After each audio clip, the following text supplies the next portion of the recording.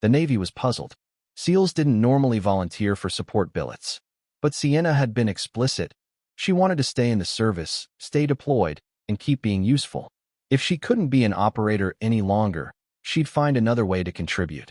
That's how she wound up as a cook at Forward Operating Base Sentinel in eastern Afghanistan, a remote outpost near the Pakistan border that housed roughly 300 coalition personnel conducting operations against the Taliban and other militant groups in the region. The assignment turned heads up and down her chain of command. A decorated SEAL with 8 years of combat deployment signing up to work in a dining facility looked either like wasted talent or proof that her injury was worse than the medical reports suggested. But Sienna had reasons. FOB Sentinel was small enough that everyone knew one another, isolated so supplies and rotations were infrequent, and active enough that attacks on the base were routine. She'd spent 8 years hunting enemies in Afghanistan's mountains and valleys. Now she was on a base those same enemies tried to hit regularly. Different job, same war, still useful. And she genuinely liked to cook. Growing up in Louisiana, she learned to cook from her grandmother, proper Cajun food that demanded patience, skill, and attention to detail. The Army might serve institutional meals, but Sienna figured she could at least make them taste better than the usual fare. The dining facility at FOB Sentinel was a semi-permanent building. Concrete walls, a reinforced roof, big enough to feed about 200 people per meal. Sienna ran the morning shift, arriving at 0400 to prep breakfast for soldiers headed out on patrol or standing duty. She had 3 soldiers assigned to help, 2 young privates who handled serving and cleanup, and a specialist who managed logistics and supply. All 3 were competent, and though they were initially surprised to learn their supervisor was a former SEAL, they quickly discovered she ran the kitchen with the same discipline and efficiency she'd applied to combat. Everything in the kitchen has a specific place, she told them in the first week. Everything gets cleaned immediately after use.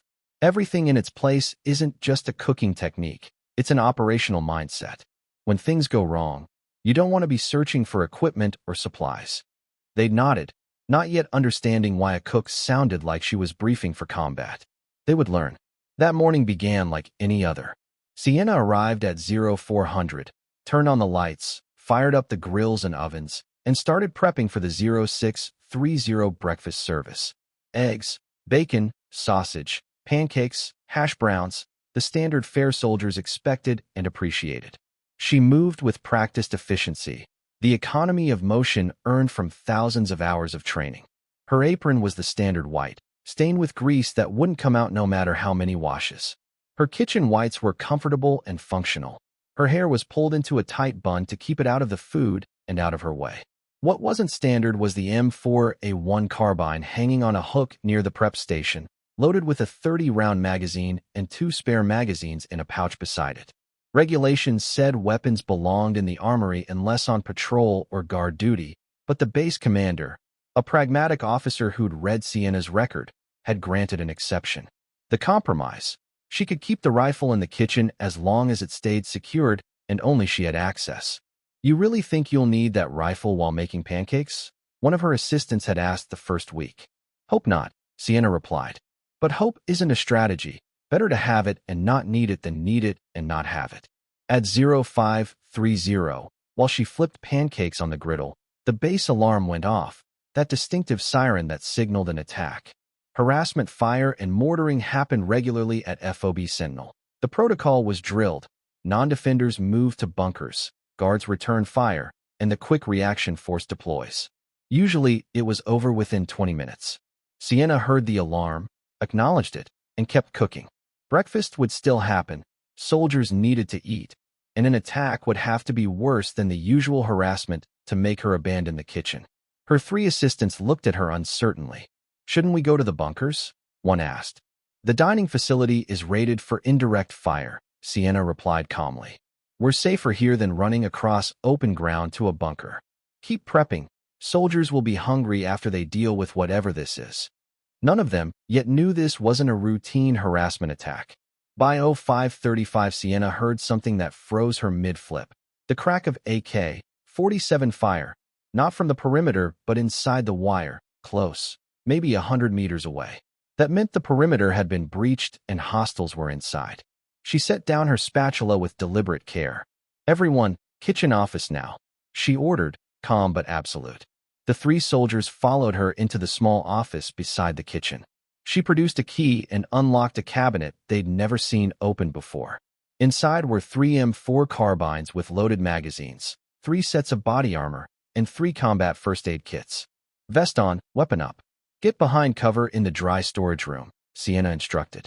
If anyone comes through that door who isn't U.S. military, engage. Understood. What about you? The specialist asked, his face gone pale as the situation snapped into focus. I'm going to make sure nobody gets through that door. Sienna yanked her M4 from the hook by the prep station, tore off her apron, and checked the rifle with the practiced efficiency of someone who'd done it thousands of times. Chamber loaded, safety off, ready to fire. She could hear automatic weapons getting closer. Multiple AKs now, the deeper rumble of a PKM, and the return fire of M4s. As base defenders engaged, the quick reaction force was responding, but the attackers had surprised them and pushed deep into the base. The dining facility had 3 entrances, the main door from the central compound, a side entrance at the kitchen loading area, and an emergency exit at the rear.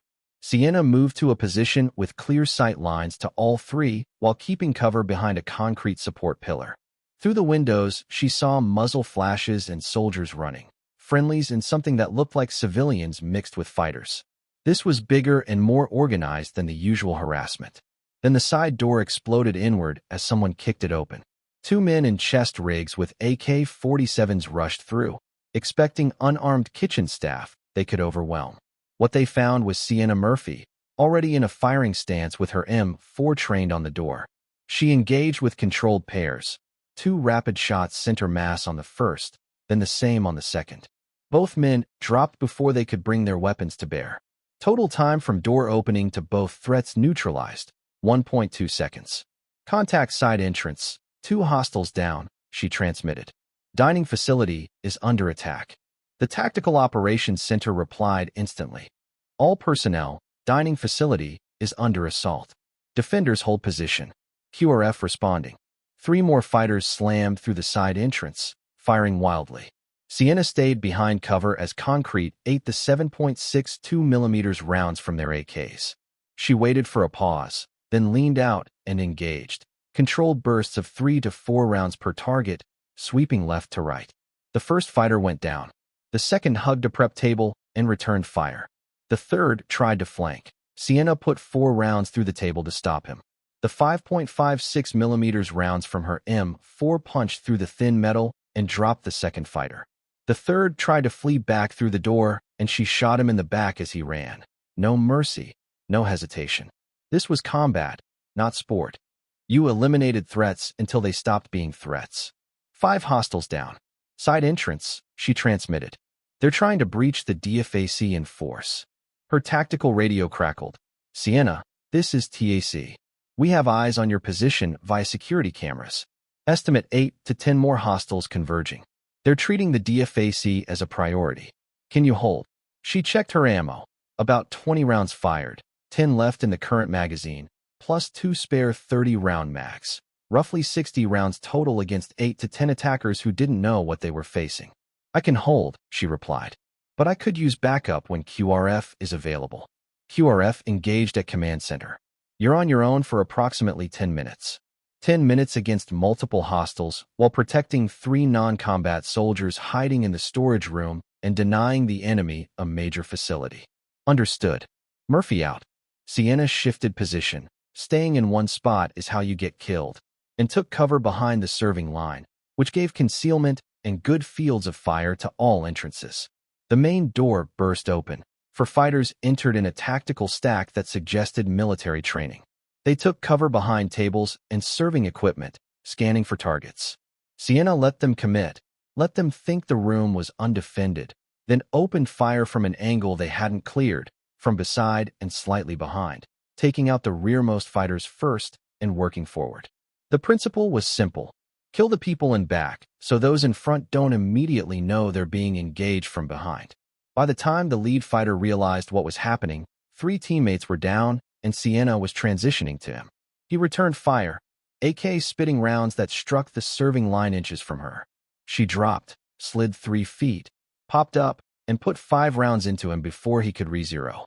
For more down. Main entrance, she transmitted, switching magazines with practiced speed. Release empty mag.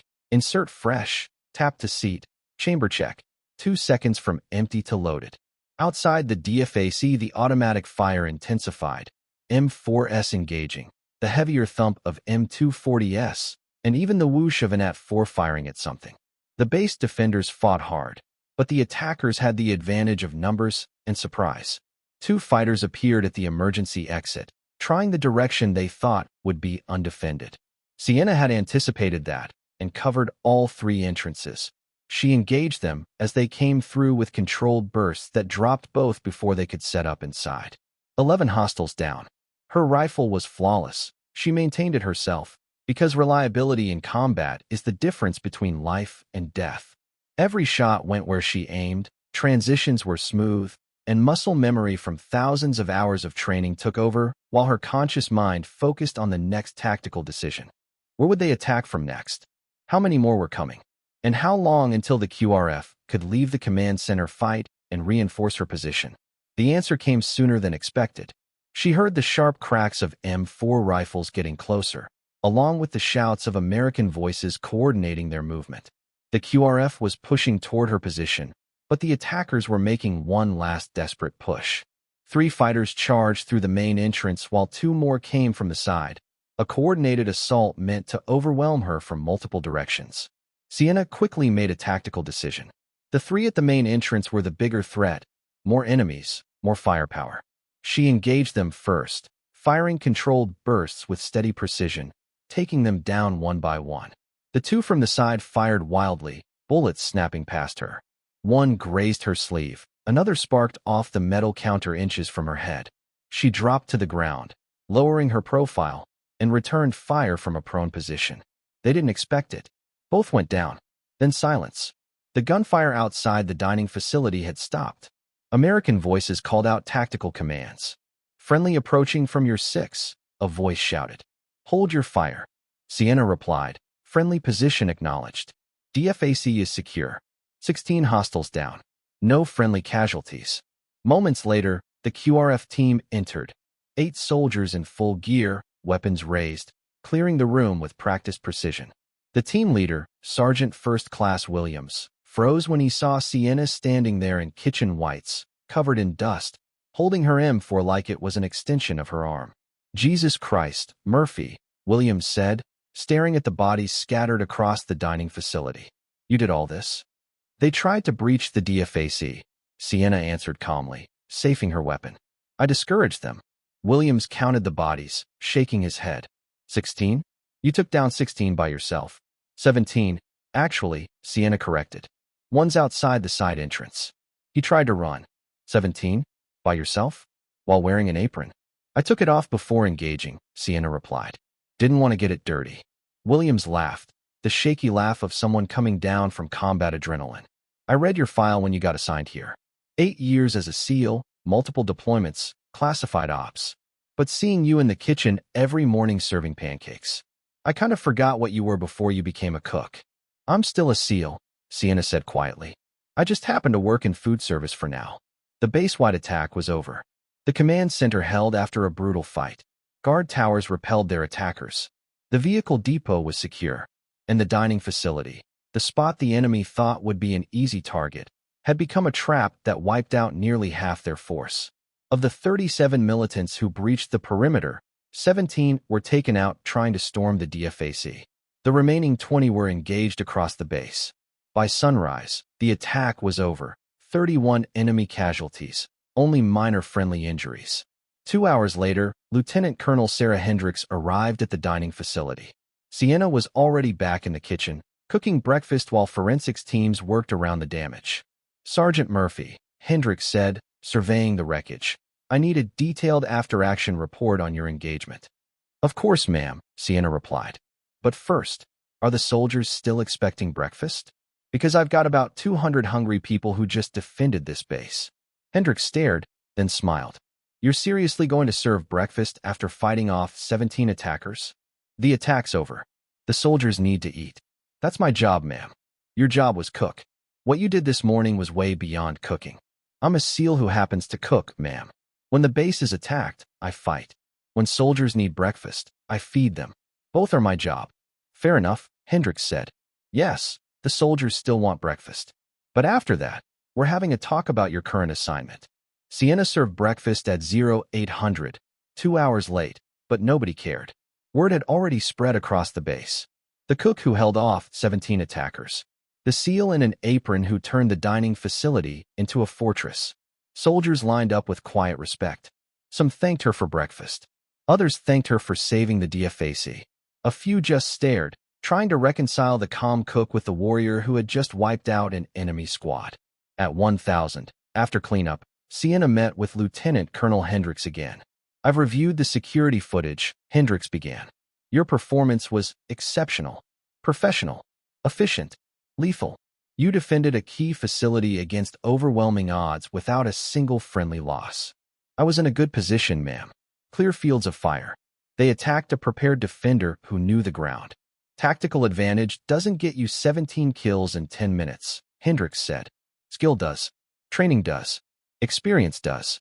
She pulled out a folder. I'm recommending you for the Silver Star. And we're also going to review your assignment.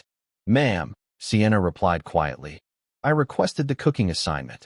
I know you did, and I approved it, Hendricks said, because you'd earned the right to choose your duty after your injury took you off operational status. But Sienna, you're too valuable to be serving pancakes when you could be contributing in a role that uses your real skills. With respect, ma'am, Sienna replied, I am using my skills. I fed 200 soldiers this morning. I also defended the base when it was attacked. Both are valuable contributions. Hendricks studied her closely. You really want to stay in the kitchen? I want to stay useful, ma'am, Sienna said. My knee won't let me operate with a SEAL team anymore. I can't do the running or the heavy rucking that takes. But I can cook, I can shoot, and I can defend this base when it needs defending. That's useful. All right, Hendricks said after a pause. You can stay in the kitchen, with one modification. You're now the dining facility manager and the quick reaction forces reserve sniper. When we get attacked, your first duty is defense, not cooking. Deal. Deal, ma'am. 2 weeks later, Sienna received the Silver Star in a ceremony attended by the entire base. The citation read, for conspicuous gallantry and intrepidity in action against an enemy of the United States, Sergeant Murphy's exceptional marksmanship, tactical acumen, and unwavering courage under intense enemy fire prevented hostile forces from securing a critical facility and directly resulted in the neutralization of 17 enemy combatants. The medal felt heavy in her hand. The recognition was meaningful, but what mattered most came afterward, when a young private approached her in the dining facility. Sergeant Murphy, he said, I was in the bunker during the attack. I was scared, but knowing you were defending the DFAC, knowing we had someone like you, made me feel safer. Thank you. Sienna had served 8 years as a SEAL, carrying out classified missions that would never be publicly acknowledged. She had operated in the most dangerous corners of the world, performing the military's most demanding operations. She'd been exceptional at it. Then an injury took it all away, forcing her to find another way to serve. She chose cooking, because she loved it, and because it let her stay deployed, still part of the mission, still in the fight in her own way. She knew the base could be attacked one day, and she had prepared for it. When that day came, she was ready. She proved that being a cook didn't mean being defenseless, that a knee injury could take you off a team, but not strip away your training, your instincts, or your warrior spirit. They thought she was just the quiet woman in kitchen whites, serving breakfast and staying out of the way, until an enemy team attacked and met a Navy SEAL in an apron who reminded them that some people serve meals, some serve justice, and the truly exceptional do both. Sienna went back to cooking the next day, back to 0400 wake-ups and breakfast prep, back to serving soldiers who now appreciated not just the food, but the woman behind it. Her rifle stayed hung by the prep station, loaded and ready, because hope wasn't a strategy, and the best defenders were often the ones no one noticed. 6 months later, a new rotation arrived at FOB Sentinel. During their first breakfast, a young lieutenant pointed to Sienna and asked his sergeant, "Who's the cook?" The sergeant, a veteran of the attack, smiled. "That's Sergeant Murphy, former SEAL. She held off 17 attackers right here while cooking breakfast." "The cook is a former SEAL?" the lieutenant asked. No, sir, the sergeant corrected. She's a SEAL who happens to cook. There's a difference. And if this base ever gets attacked again, you'll be damn grateful she's the one standing between the enemy and your breakfast. Sienna overheard them and smiled while flipping pancakes. Some people never stop being warriors. They just find new ways to serve. And sometimes, the most dangerous person on the base is the one wearing an apron. Years later, after returning home and retiring from the Navy, Sienna opened a small restaurant in New Orleans. It became known for its Cajun dishes and for its quiet owner who rarely talked about her past. Above the kitchen door hung a framed silver star and a photograph. Sienna in kitchen whites, holding an M4 rifle, standing in the dining facility the morning after the attack. When regulars asked about it, she'd smile and say, I used to cook in some interesting places. What she never said was that discipline, precision, and calm under pressure, the skills that kept her alive in combat, were the same ones that made her a great chef. Both demanded excellence. Both required dedication. Both were acts of service. She'd been a warrior who learned to cook, then a cook who remembered how to fight. Now, she was both, and that was enough. One evening, a young woman in Navy uniform came in and stared at the photo before approaching her. You're the Sienna Murphy, she said. The SEAL who defended the dining facility. I am, Sienna said with a small smile. Can I get you something to eat? I'm about to start SEAL training. Everyone says it's impossible for women. But I read about what you did, both as an operator and after your injury. You proved we belong. Sienna set down her spatula and met her eyes. You don't need to prove you belong. You just need to earn it, like everyone else. Now sit down. Warriors eat free here. As the young woman ate, Sienna moved through her kitchen with the same focus she once brought to missions. Through the window, she saw the girls studying the photo, imagining her own future. Sienna remembered being that young, that determined, that hungry to prove herself. She remembered the doubters, the skeptics, the ones who said women couldn't do what she'd done. She'd prove them wrong, not with words, but through performance. Her injury had once felt like the end of everything. Instead, it taught her that warriors never stop being warriors. They adapt. They find new ways to serve. Strength isn't just physical. It's mental, emotional, and spiritual. Some people define themselves by what they lose. Sienna defined herself by what she could still give, and that made all the difference. Thanks for watching. Every woman has a story worth telling. Join us to hear them all.